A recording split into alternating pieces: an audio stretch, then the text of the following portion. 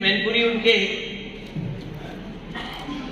हिस्से में नहीं है, लेकिन वो कभी कभी कहते हैं कि अभी आजमगढ़ हराया है, मैनपुरी भी हरा देंगे। मैं उन लोगों को कहना चाहता हूं कि आजमगढ़ तो हम धोखे में हार गए। ये मैनपुरी लोकसभा है, यहाँ की जनता कभी भी समाजवादी पार्टी को हारने नहीं देगी। सपा सुप्रीमो अखिलेश यादव ने बीजेपी पर जमकर हमला बोला। उन्होंने कहा कि ये मैनपुरी की सीट है, इस पर बीजेपी और अन्य पार्टियों का दबाव नहीं रहेगा। रही सवाल आजमगढ़ और रामपुर लोकसभा उपचुनाव की, तो हमने गलती से चुनाव हार गए थे, इस पर तो इस बार समाजवादी पार्टी की ही झंडा लहरेगी। फिलहाल आपको बता दें, जिस तरीके से नेताजी के निधन के बाद इस सीट पर लोकसभा उपचुनाव को लेकर तैयारियां पूरी है। समाजवादी पार्टी ने अपनी पूरी ताकत झोंक दी है। वहीं सपा सुप्रीमो और पूर्व मुख्यमंत्री अखिलेश यादव ने कहा, जिस तरीके से मैनपुरी की जनता सच्ची श्रद्धांजलि देगी नेताजी को, और नेताजी हमेशा इस सीट पर चुनाव जीतते थे और इस बार भी चुनाव जीतेंगे, क्योंकि ये नेताजी की सीट है और लगातार मैनपुरी की जनता ने समाजवादी पार्टी पर भरोसा जताया है। और उन्होंने कहा कि हम तो 2022 विधानसभा का चुनाव जीत चुके थे, लेकिन जो सरकारी सिस्टम है उन्होंने मुझे चुनाव हरा दिया था, नहीं तो आज प्रदेश में समाजवादी पार्टी की सरकार होती। जिस तरीके से लोकसभा उपचुनाव को लेकर आरोप प्रत्यारोप का सिलसिला लगातार जारी है। उन्होंने कहा कि कुछ नेता तो ऐसे हैं, रामपुर और आपको बता दें कि आजमगढ़ लोकसभा चुनाव की हार को लेकर बार बार यही कहते हैं कि इस बार मैनपुरी की गढ़ को भी हम हरा देंगे। ये मैनपुरी की जनता तय करेगी कौन चुनाव जीतेगा, कौन हारेगा। फिलहाल आपको बता दें कि समाजवादी पार्टी इस सीट पर लगातार दबदबा बनाए हुए हैं। इस तरीके से सपा सुप्रीमो अखिलेश यादव ने कहीं न कहीं बीजेपी और अन्य पार्टियों पर जमकर हमला बोला है। फिलहाल क्या कहते हैं सपा सुप्रीमो अखिलेश यादव, आर गंगा से खास बातचीत की हम सुनाते हैं, सुने क्या कहते हैं अखिलेश यादव।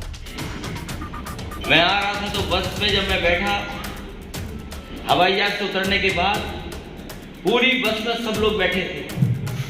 एक व्यक्ति खड़ा हुआ, उसने कहा कि सरकार तो आपकी बन गई थी, लेकिन भारतीय जनता पार्टी ने बेईमानी कर दी। और अगर आप रिजल्ट उठा करके देखेंगे तो आप देखेंगे किस तरीके से प्रशासन ने आपकी सीटों को हराया है। एक ही जिले में जहां हम लोग 20,000 वोट से जीत रहे हो, 24,000 वोट से जीत रहे हो, उसी जिले में हम 300 से हार गए, 1200 से हार गए। ये राजनीति में गणित समझ में नहीं आता। एक जगह तो 24,000 और दूसरी जगह 100 से या 1200 वोट से हार गए। और पिछली बार मैंने चुनाव के बाद सभी हारे हुए प्रत्याशियों को बुलाया था और हारे हुए प्रत्याशियों से बातचीत करके और एक बहुत जान करना चाहता हूं और अपील भी करता हूं कि जो विरोधी पार्टी के लोग हैं वो कुछ भी साजिश कर सकते हैं। उनके स्टेटमेंट आ रहे हैं और उनके स्टेटमेंट ऐसे आ रहे हैं, वो आप भी पढ़ रहे होंगे। वो जानते हैं कि मैनपुरी उनके हिस्से में नहीं है, लेकिन वो कभी कभी कहते हैं कि अभी आजमगढ़ हराया है, मैनपुरी भी हरा देंगे। मैं उन लोगों को कहना चाहता हूं कि आजमगढ़ तो हम धोखे में हार गए। ये मैनपुरी लोकसभा है, यहाँ की जनता कभी भी समाजवादी पार्टी को हारने नहीं देगी। और इसलिए भी मैं 1 या 2 दिन आया, उसके बावजूद भी यहाँ के लोगों ने परवाह नहीं की।